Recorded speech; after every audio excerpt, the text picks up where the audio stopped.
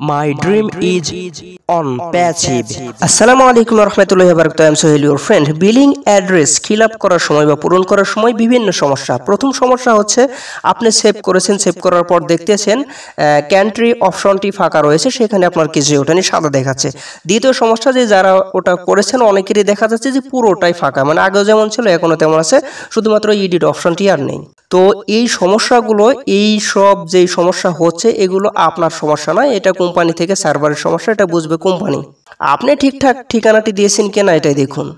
যদি আপনি ঠিকঠাক দিয়ে থাকেন, যদি ওখানে কিছু না আসে, সেটা কোম্পানি পরবর্তীতে আবার এডিট অপশন দিবে, তখন আপনারা এটা ঠিক করে নেবেন। এটাই আমাদের করণীয়। তো যাই হোক, এটা নিয়ে কেউ ভাববেন না বা টেনশনও করবেন না। আর এর পরের বিষয়টা হচ্ছে অনেকেরই অ্যাড্রেসে রয়েছে বড় অ্যাড্রেস, ধরুন একটা ঠিকানা দেওয়ার পর 24/4 অথবা এরকম কিছু দেওয়া আছে, কিন্তু ওই বাই দাড়ি কমা এগুলো নেবে না। কিন্তু এগুলোর ক্ষেত্রে আপনারা কি করবেন, আপনাদের ভোটার আইডি অথবা এনআইডিতে যেই ঠিকানাটি রয়েছে সেটা দিবেন। আর শুধুমাত্র লোকেশান সাধারণভাবে চেনার জন্য, যেহেতু সংক্ষেপে যদি কিছু দিতে পারেন, যে আপনার রোড নাম্বার অথবা হোম নাম্বারটি শুধুমাত্র দিয়ে দিবেন। আর যদি সেটাও দিতে না পারেন, আপনার ফোন নাম্বারটি দিয়ে দেন, আপনাকে ফোনে যোগাযোগ করে নেবে। এটাই আপনার জন্য একদম বেটার হবে। আর আরেকটা ভুল অনেকেই করতেছেন, যে বিশেষ যে ভুল, এটা আমার আগে বলার প্রয়োজন ছিল। তো আপনাদের বিশেষ প্রথম যে ভুলটা করতেছেন, ইন্ডিয়া থেকে অনেকে এটা করতেছেন যে আপনাদের প্রথম ঠিকানাতে নামটা দিচ্ছেন। ভাই, আপনার প্রোফাইলে আপনার নামটি রয়েছে, আপনার জন্য যদি কিছু পাঠায়, আপনার প্রোফাইলে যে নাম থাকবে সেই নামটাই ওখানে লেখা থাকবে।